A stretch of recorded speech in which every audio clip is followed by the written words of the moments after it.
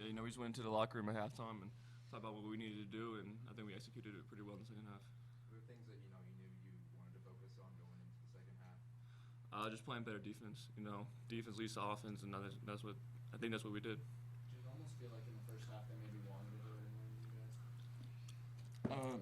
I wouldn't necessarily say that. I would just say that they were executing with a great pace, and they caught us off guard a couple times, and that was the main emphasis at halftime. They got in transition a lot. I mean, we had 9 turnovers, 16 points. Yeah, 16 points They got off of turnovers in the first half. So Did that pestering defense kind of catch you guys off guard a little bit, or is that something you expected coming in? no, I think all those turnovers were just our fault. The last couple games we've had defenses play like that, and we did a good job. I think it was just ours. We didn't come out with enough energy, I don't think. Nico, you looked like you were kind of a man-possessed at times today. It looked like you stepped up your aggression and just decided you were going to take over that game at times. Was there anything different you were doing, or was there a different mindset? Just playing hard. I got into a groove quick, and just wanted to keep it throughout the game. I know I had to do this so we can get a W, and I'm not trying to lose 5 straight games. JD, what specifically changed for you from halftime? It seemed like you were struggling a little bit to get involved in the first half, and you score 18 in the second half. I just changed my mindset, and I told my team at halftime I was going to be more aggressive, and it worked out. When you start thinking like that, is getting to the rim your biggest priority when you know that you have to change something on offense? I'm just out there trying to make the right play all the time. So if it's getting to the rim, I could do that, or if it's hitting the 3, dishing it off, anything that'll help the team. That's what my main suit. JD, how important was it to get this win after losing 4 in a row? It was really important. We didn't want to go into a 5-game losing streak right before finals. So it was a main emphasis, to come out here and play with energy and things like that. But we've had a good week of practice, so I was expecting it. How much did it help to finally get the crowd back in the game at the end of the game? It was silent for much of the I think even with the amount of people we had in Moby can get really loud. That always helps us to push through. Do you guys notice Dave on the sideline when he starts to hype up the crowd at all? Yeah, how can you miss him? It's my guy. Nico, you talked about the defensive intensity. You guys only held them to 36% shooting. Obviously, you were a big presence down low in the paint. But what can you say about your teammates, Thistlewood, Page, other guys rebounding and putting defense? Yeah, I know. Like I said, emphasis last couple, week or so in practice has been defense, playing better gaps. I think we did a great job of executing the game plan in the second half. I know what they can do, and it's not a surprise to me at all. You guys got to free throw line 28 times. Once you started to get those calls, did it almost feel better to start driving even more, being more aggressive when you knew you were going to get to the line if you missed? Yeah, I know. I think we knew going into the game that they're one of the worst teams in fouling, or they foul at a high rate. So we knew that if we get to the line and keep on driving the ball, that we'll get to the line. Nico, you said you guys didn't come out with enough effort in the first half. Could that maybe have just naturally been a result of who you've been playing recently compared to this game? I think a lot of stuff just goes into it. Early morning on Saturday, different competition, crowds not in it. But I think none of that is an excuse. I think we need to go in there, play from the jump like we did the last, end of the first half, going into the second half, the whole second half. JD, probably the first college game you played with a female official. Any thoughts about it? I don't have no thoughts about it. She was cool. Did it surprise you? Was it anything different or not? No, not really. I mean, she did liked her her. job. She was cool. She gave me a bunch of warnings.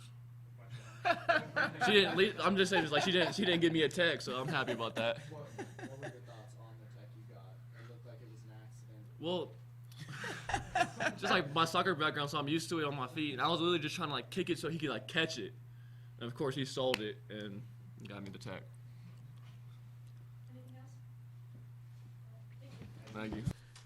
Am I starting with hey, found a way to get a win. It's nice to be on the other end of it, and you knew, and it's sent to the guys, but you knew after we'd have kind of an emotional run of games here, at CU, Arkansas at home, playing a lot of games, practice this afternoon, that hey, we had to find some energy tonight, and I thought in the second half, especially the last 9 minutes, you really saw our defense pick up, and that's how we won the game. And even in the first half, we have a long ways to go on that end. But what was interesting, it really wasn't our half-court defense, is they're scoring out of our offense.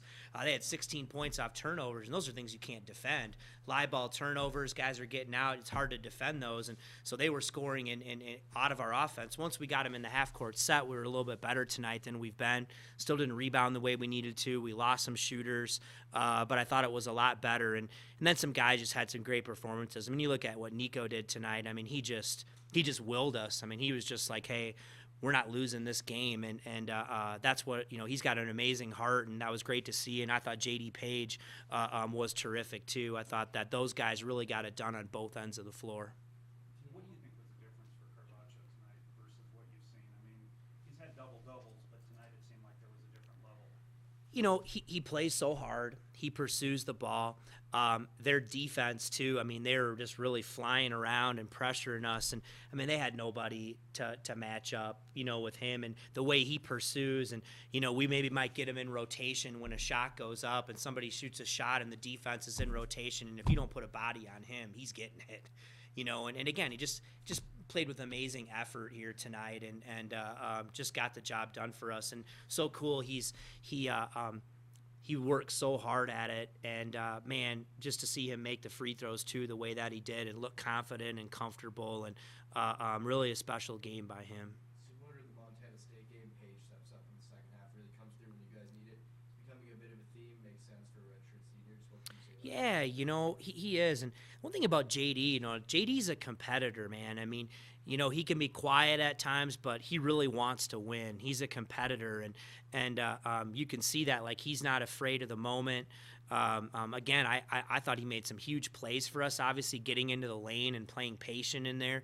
But I thought he was really good on the other end too. I thought both him and Nico, as much as I love the way that they scored and rebounded, I thought both those guys were two of our best guys defensively, and that's how we won this game tonight. I mean, as you're freshman and whatever. I told Kendall he's going to add about 10 years to my life here in the last 2 minutes of the game.